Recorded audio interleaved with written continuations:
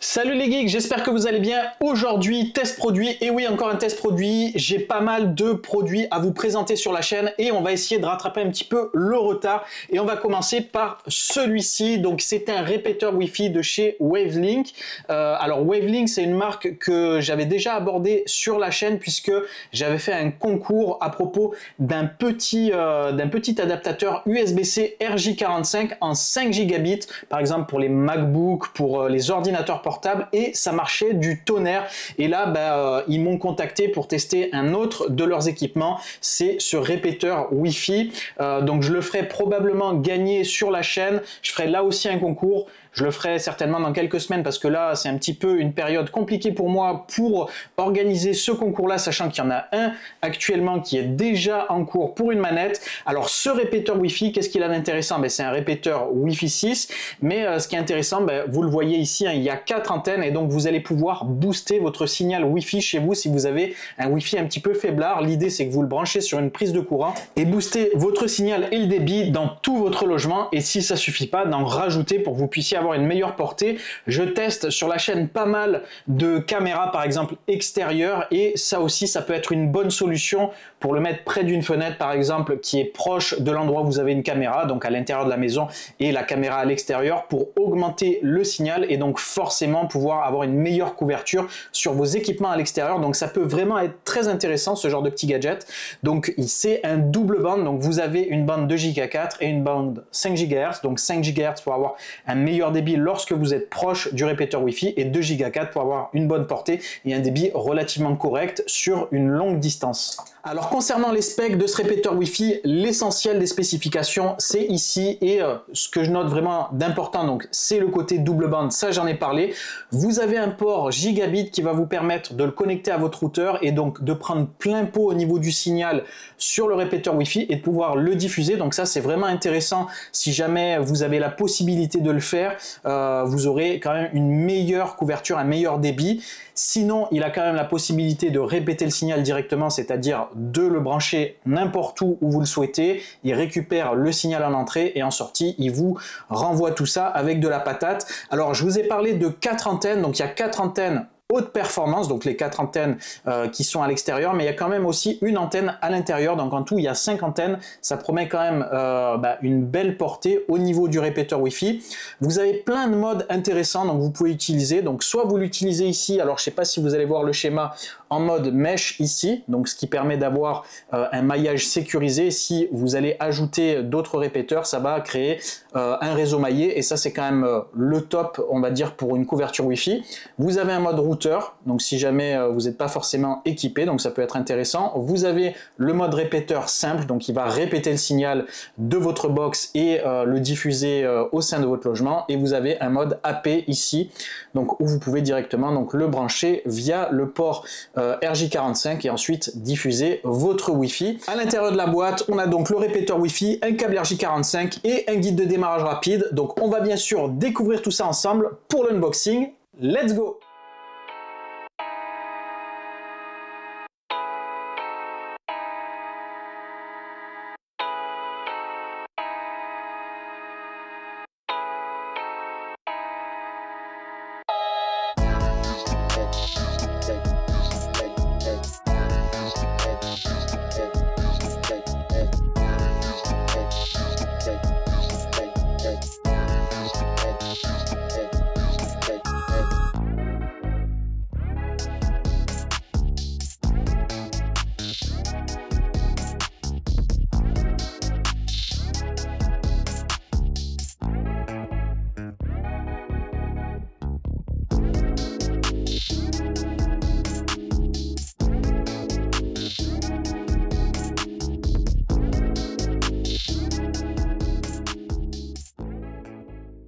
Alors voilà le répéteur Wi-Fi face caméra. Alors il est de taille plutôt moyenne, et ce qui est cool c'est qu'il est quand même assez fin. Donc la partie du haut elle est vraiment très fine, et même la partie où il y a le bloc ici avec la prise, ça reste relativement fin, et l'écart qu'il y a entre la prise et le bord ici du répéteur, c'est tellement fin que je pense qu'une fois branché ça va vraiment épouser le mur et ne pas du tout gêner le passage. Si jamais c'est dans un couloir ou dans un endroit où il y a du passage, ça devrait vraiment le faire nickel. Alors côté aération, ils ont bien pensé à tout puisqu'il y a des aérations perforations, des trous de partout en fait, hein, pour que le produit soit bien aéré sur les côtés. C'est vrai que c'est le genre de truc qui peut assez vite chauffer et du coup là vraiment vous en avez de partout. Même ici, je sais pas s'il y a une ventilation à l'intérieur, mais en tout cas là aussi vous avez un flux d'air ici, à moins que ce soit l'antenne interne. Ensuite ici vous avez le bouton, je dirais principal, qui fait aussi office de WPS, avec ici une LED d'état en forme de cercle. Vous avez la prise RJ45 ici, One LAN, et vous avez ici le bouton reset et derrière la petite prise. Alors concernant les antennes, donc elles s'orientent dans tous les sens. Attention sur la partie arrière ici, c'est en butée, ne forcez pas trop, ça reste du plastique et ça peut casser assez rapidement. Donc voilà pour la partie répéteur. Ensuite, donc il y avait fourni avec cette petite prise RJ45. Alors vraiment elle est très courte, donc si jamais il faudrait un petit peu plus de longueur, probablement, parce qu'avec ce genre de fil là, il faudra avoir le répéteur vraiment très proche d'un équipement réseau, ce qui n'est pas toujours le cas. Et ensuite vous avez le guide d'utilisation ici. Je vais regarder tout ça, je vais voir un petit peu comment ça se met en route et ensuite je vous expliquerai tout ça et on fera des tests du répéteur Wi-Fi, des tests de débit, etc. Alors je suis assis par terre un petit peu en vrac, mais c'est pour vous montrer le branchement du répéteur Wi-Fi. Donc voilà, il est là, il est connecté, je l'ai appairé, donc vous avez la petite LED qui s'est mise en bleu. Donc je vous montrerai ça directement sur la séquence d'après. Donc c'est avec une interface web, c'est très facile, ça prend 5 minutes. Donc moi ce que j'ai fait, j'ai utilisé le câble RJ45, donc j'ai suivi la doc. Vous le connectez donc directement à l'ordinateur. Donc moi j'ai utilisé mon petit adaptateur USB-C RJ45 de chez Wavelink et ensuite donc sur l'ordinateur j'accède directement à une interface web qui va permettre de configurer les différents modes. Là, je suis en mode répéteur Wi-Fi, donc en gros, il a récupéré le signal d'un de mes répéteurs Wi-Fi et j'avais plus qu'à me connecter dessus et ensuite, il va répéter le signal. Donc, je vous montre ça tout de suite sur l'interface web.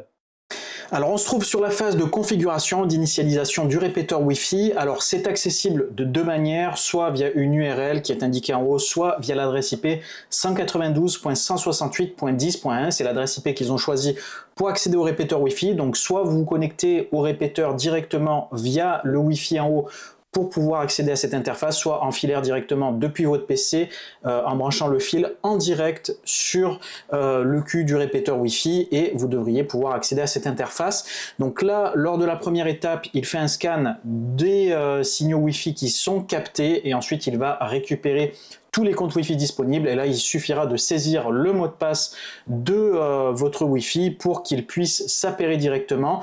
Vous aurez la possibilité au moment de la détection de changer de mode, de le mettre par exemple en mode AP comme j'ai fait pour la suite de la vidéo, donc où j'ai fait des tests pour se mettre directement en filaire du répéteur Wi-Fi à l'ordinateur. Sinon vous pouvez donc rester en mode répéteur, il va uniquement répéter le signal et pour ça il a besoin bien sûr du code Wi-Fi ici.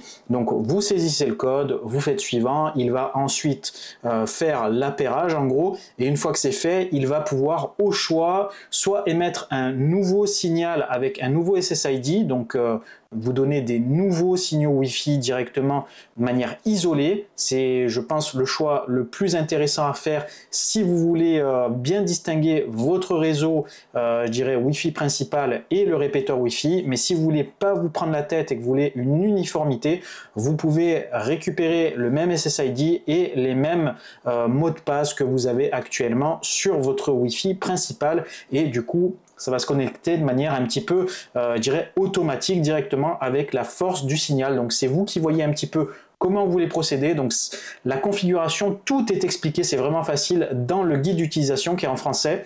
Donc vous prenez pas la tête là-dessus, je vous montre juste le process, comment ça se passe. Ça prend quelques minutes, il y a des petits temps d'attente pour la configuration et ensuite dès que la petite LED au niveau du répéteur Wi-Fi s'allume en bleu, c'est bon, c'est connecté et vous pouvez commencer à profiter de votre connexion à fond les ballons. Allez, place au test de débit. Donc on va utiliser mon MacBook Pro qui est juste à côté. J'ai branché le répéteur en mode AP, c'est-à-dire qu'il est branché en filaire directement sur mon switch pour avoir des meilleurs perfs et le moins de perturbations possible. Donc là je suis juste à côté, on va tester vraiment le signal qu'il y a entre le MacBook Pro et le répéteur Wi-Fi. Les deux sont en Wi-Fi 6, donc on devrait avoir voilà, une synergie là-dessus. Et ensuite, on fera le même test à l'extérieur avec un petit peu de distance pour voir un petit peu ce que ça donne, on va dire, au niveau de la puissance du signal. Ce qu'il faut savoir, c'est que moi, au niveau de ma connexion, je suis en 10 gigabits, donc je vais largement avoir suffisamment de bande passante sur le net pour faire le test, je dirais, maximum. Donc je vais utiliser l'application Speed Test et ça va nous donner un résultat. Donc je vous la mets tout de suite à l'écran et donc les valeurs que j'ai reçues en étant juste à côté, c'est à peu près du 700-800 mégabits, ce qui est plutôt pas mal. On arrive à avoir vraiment de bonnes perfs en sans fil. Donc là maintenant, ce qu'on va faire, on va partir à l'extérieur et on va voir un petit peu ce que ça donne en étant un petit peu plus éloigné. Voilà, je me trouve à l'extérieur et on va tester ça dans des mauvaises conditions pour voir un petit peu ce que ça donne. Alors, je filme avec mon téléphone. Désolé si le son il est un petit peu moins bon. Alors, au niveau du répéteur Wi-Fi, il se trouve à une trentaine de mètres d'ici. Il y a un mur porteur en aglo qui sépare la pièce de là où je me trouve. Du coup, on est vraiment dans des mauvaises conditions avec des obstacles. Et ça, généralement, ça va faire drastiquement baisser le débit. C'est tout à fait normal puisque le réseau sans fil, c'est vraiment son point faible. Là, l'idée, ça va être de savoir si on a suffisamment de patates, de puissance pour pouvoir notamment utiliser des caméras de vidéosurveillance à l'extérieur. Je sais que beaucoup sont bloqués par la distance avec les box par rapport à la position des caméras, et avec un répéteur Wi-Fi, ça pourrait être une solution pour effectivement avoir un meilleur signal et pouvoir les mettre à des endroits où vous le souhaitez. Donc là, on va partir sur le MacBook Pro faire un test. Donc je vais lancer un débit. Alors bien sûr, avant cette séquence, j'ai déjà testé. J'ai à peu près en tête les valeurs. Donc là, je vous les mets à l'écran. Donc on arrive à peu près à 130 mégabits en download. Donc ce qui est plutôt pas mal. On a quand même, je dirais, un bon débit là-dessus. Sur le upload, par contre, effectivement, ça diminue drastiquement puisqu'on tombe à peu près à une valeur de 10 mégabits seconde. Alors, c'est largement suffisant pour des caméras de vidéosurveillance. Après, à voir si vous avez beaucoup de flux, peut-être qu'il faudra ajouter des répéteurs pour peut-être les mettre dans des positions stratégiques. Mais dans tous les cas, le contrat est rempli puisque là, à l'heure actuelle, je suis à 17 en ascendant, donc un petit peu plus que 10. Je peux largement mettre les caméras autour de moi sans que ça pose souci et avoir vraiment le plein signal. La bande passante est largement supérieure à la bande passante qui est diffusée par les caméras. Et donc, voilà, contrat accompli. Le répéteur Wi-Fi fonctionne plutôt bien. On a un bon signal en intérieur, en extérieur, donc sur les deux fréquences 5 GHz et 2 Go 4. Alors, petit ajout sur les tests extérieurs. Donc là, je suis revenu, j'ai fait d'autres tests quand même un petit peu en off avec des changements de position de l'ordinateur et je me suis rendu compte qu'il y avait quand même des variations de résultats à la hausse en fonction de la position de l'ordinateur. Alors, je ne sais pas sur le MacBook où est positionnée l'antenne Wi-Fi, mais effectivement, si je le tiens par exemple un tout petit peu plus en hauteur, dans la main par exemple comme ça, j'arrive à des valeurs où je peux atteindre des 500 mégabits en download et j'arrive à peu près à 50 en upload. Donc, on a des valeurs quand même assez intéressantes, sachant que si jamais vous avez une caméra extérieure avec de l'antenne aussi sur les côtés, vous devriez peut-être capter vraiment bien le signal et on devrait avoir des très bons résultats sur tout ce qui est appareil domotique en extérieur. Allez, il est temps de faire le point sur ce répéteur Wi-Fi de chez Wavelink. Alors, côté tarif, on est aux alentours d'une soixantaine d'euros, ce que je trouve quand même plutôt abordable pour ce genre de produit. On est à moins de 100 euros. Et côté qualité, rien à dire de ce côté-là. On a quand même un répéteur Wi-Fi qui a plusieurs modes, qui est assez fonctionnel et en termes de débit, qui propose quand même des valeurs assez convenables. Je trouve, lorsqu'on n'est pas très loin, on tourne aux alentours des 800 mégabits, donc on bénéficie de la bande à 5 GHz. Et lorsqu'on est éloigné dans le jardin ou dans de mauvaises conditions, on a quand même du signal qui passe et on devrait pouvoir connecter à l'extérieur des caméras par exemple de vidéosurveillance ou autres peut-être objets domotiques qui ne nécessitent pas forcément un gros débit, mais vous aurez suffisamment de signal pour pouvoir les atteindre et c'est généralement ce qu'on cherche avec ce genre de produit. Donc j'ai pas de comparatif avec d'autres marques, mais en tout cas celui-ci il est plutôt bien et abordable et si jamais vous cherchez un répéteur Wi-Fi qui remplit à peu près ces critères, le répéteur Wi-Fi de chez Wavelink est ma foi plutôt intéressant. Alors comme je vous l'ai dit, ce répéteur Wi-Fi, il n'est pas pour moi mais il est pour vous, je vous le ferai gagner dans une autre vidéo. Alors là on est en période estivale, c'est un petit peu chaud pour moi puisque je suis débordé de tous les côtés, je vais essayer de faire ça au plus vite, donc n'hésitez surtout pas à vous abonner, vous serez informé comme ça dès que je publierai le concours. Si jamais cette vidéo elle vous a plu, n'hésitez pas à mettre un max de likes. Comme d'habitude, si vous avez des questions sur le produit, n'hésitez pas à me le dire en commentaire. Et sur ce, moi je vous laisse, je vous dis à très bientôt, portez-vous bien, ciao les geeks!